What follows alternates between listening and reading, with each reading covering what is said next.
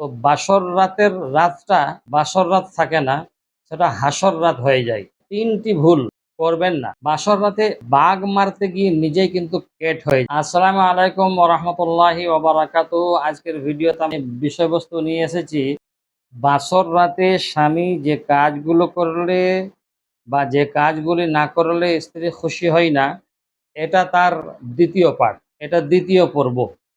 আর আজকের ভিডিওতে খুব কিছু এমন গুরুত্বপূর্ণ কথা আছে যেগুলো অবিবাহিত নারী পুরুষদের জন্য খুবই জরুরি। তাই যদি ভিডিওটা দেখছেন তো শুরু থেকে শেষ পর্যন্ত দেখুন, যে আপনাকে পুরো ভিডিওটাই দেখতে হবে। দেখুন, বাসর রাতে বাঘ মারতে গিয়ে নিজেই কিন্তু কেট হয়ে যাবে বা নিজেই কেট হয়ে গেছে, এমন স্বামীর সংখ্যা কিন্তু কম নয়, তাই না? অনেকে আছে। তো ইসলামিক নিয়ম না জেনে প্রথম রাতেই এমন তিনটি ভুল করবেন না, যার কারণে স্ত্রীর মনে রোমান্সের জায়গাতে আতঙ্ক তৈরি হয়ে যায়। আজকে তো বিবাহ করার পর বিবাহের দিন বাসর রাত মানাবে, তো বাসর রাতের রাতটা বাসর রাত থাকে না, সেটা হাসর রাত হয়ে যায়। আর আতঙ্কের রাত হয়ে যায়। সেটা বলবো কেন আতঙ্কের রাত হয়ে যায়।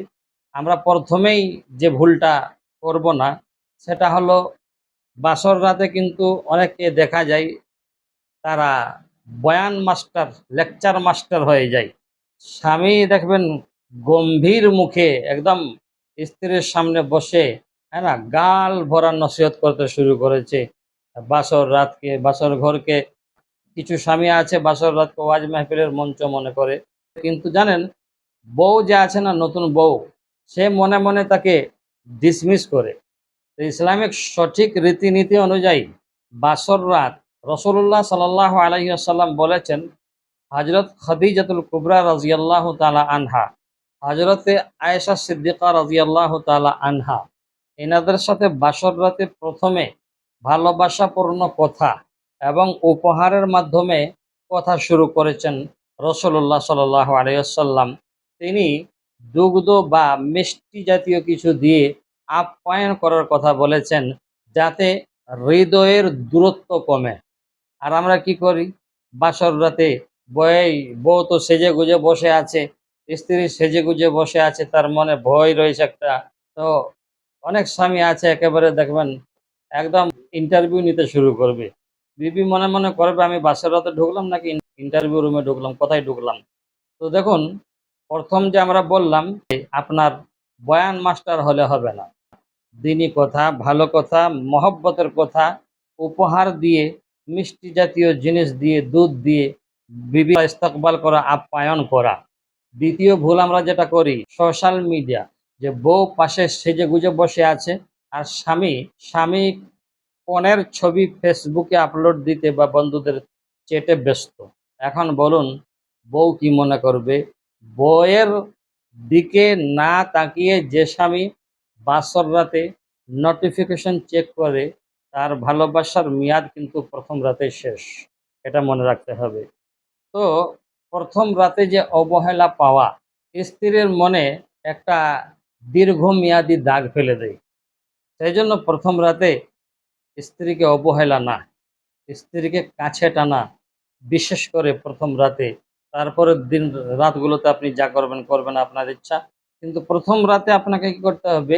বিবিকে, স্ত্রীকে ভালোবেসে, যার মা বাপ ছাড়িয়ে আপনার সাথে থাকার জন্য জীবন সঙ্গী বানিয়ে নিয়ে এসেছেন, তাকেই যদি আপনি প্রথম রাতে, বাসর রাতে অবহেলা করেন, তাহলে কি তার কাছ থেকে বেশি ভালো কিছু পাওয়ার সে ভরসা করতে পারবে? আপনার স্ত্রী পারবে না। তাই তার মনে একটা দাগ ফেলে যাবে, দাগ কেটে যাবে। ওই দাগটি কিন্তু মিটানো খুবই মুশকিল হয়ে যাবে। তাই এই ভুলটা করব না। এখন রাসূলুল্লাহ সাল্লাল্লাহু আলাইহি ওয়াসাল্লাম বাসর রাত আমাদের কিভাবে মানাতে বলেছেন। দেখুন, ইসলামে যে সঠিক যে রীতি আছে না, এটা ইসলামের নির্দেশ হলো স্ত্রীকে পূর্ণ মনোযোগ দেওয়া, দুজন মিলে একসাথে 2 রাকাত নফল নামাজ পড়া এবং স্বামীর হাত স্ত্রীর কপালে রেখে বরকতের দোয়া পড়া আল্লাহর কাছে। বরকতের দোয়া কি পড়বেন? বরকতের দোয়া দেখুন, আপনার স্ক্রিনের মধ্যে আপনি পেয়ে যাবেন। আল্লাহুম্মা ইন্নী আসআলুকা খায়রাহা ওয়া খায়রা মা জাবালতাহা আলাইহি, এই দোয়া আপনি পড়তে পারেন। তৃতীয় যে ভুলটা আমরা করি, তৃতীয় ভুল হলো তাড়াহুড়া বা সহানুভূতিহীন আচরণ। হ্যাঁ না? অনেক স্বামী আছে না, বিয়ের আগে তো বাঘের মতন ক্ষুধা থাকে তার ভিতরে, তার যৌবনের ক্ষুধা থাকে ভিতরে।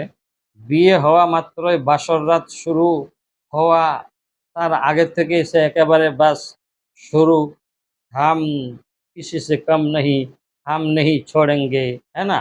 তো তৃতীয় ভুলটা যে করব না সেটা হলো তাড়াহুড়া বা সহানুভূতিহীন আচরণ বিবির সাথে করা।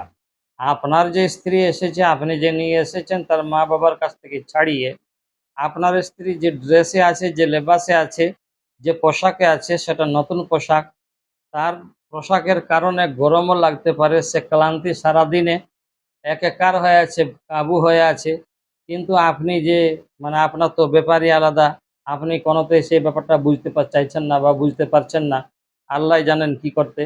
এই ভুলটা কখনো না করা, বিবিকে সময় দেওয়া, স্ত্রীকে সময় দেওয়া, তার সাথে কথা বলে রাত কাটানো, সময় কাটানো।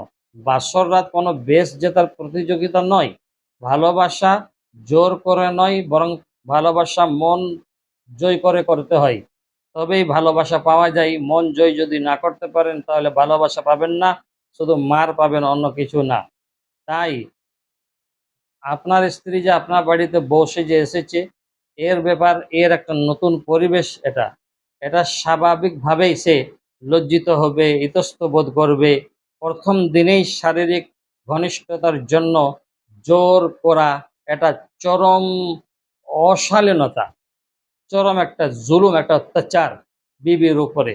তাই ইসলামে স্ত্রীকে জানা বোঝা এবং তার মানসিক স্বাচ্ছন্দ্যকে, হ্যাঁ না, অগ্রাধিকার দিতে হবে বা দিতে বলা হয়েছে।